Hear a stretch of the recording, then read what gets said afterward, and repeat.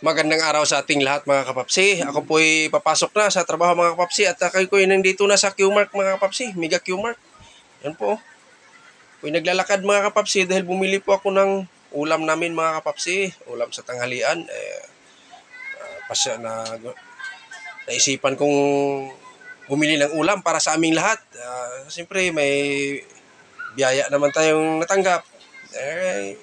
Babawasan muna natin ng kahit kunting halaga man lang para matuwa naman ang ating mga kasamahan sa trabaho. Paminsan-minsan lang, bumili ako ng isda kasi ang gusto nila bangus. Yan, bumili po ako ng bangus. Dito, papasok po tayo dito sa loob mga kapapsi. Dito banda pinasok ko, dito sa Mega Q-Mart kung kabisado nyo, napakalaking palengke kasi ito mga kapapsi. Dumiretso lang ako sa isda area. Sa kabilang gilid naman, manok, lahat ng karne nandoon. Sa dulo naman, mga prutas. Yan, dito ako lumapit sa nagtitinda ng bangus dahil tingin ko parang maganda yung klaseng tindahan to dahil napakarami. Napakaraming isda nila. Talagang sariwang-sariwa pa. Yan po mga kapapsi. Yan, bumili ako ng 4 na piraso, malalaki. Sa halagang lampas 2 kilo. Yan po mga kapapsi, nabili ko na, pati gulay. Binili ko na. At ako po ipapalabas na mga kapapsi dito sa Mega Q-Mark, palengke. Yan o. Pagkalaking palengke dito mga kapapsi. At lalabas tayo, sasakay ako ng tricycle mga kapapsi dahil medyo malayo-layo pa sa pinapasukan ko yung Mega Q-Mark.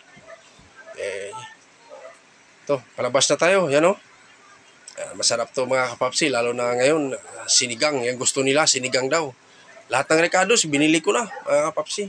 Pinapakita sa inyo pag video ko kanina, pagbili ko. Dahil doon na naman po, makikita naman nyo doon lahat ng mga recados. Pagdating ko doon, pag malinis na po yung ating isda at mga gulay.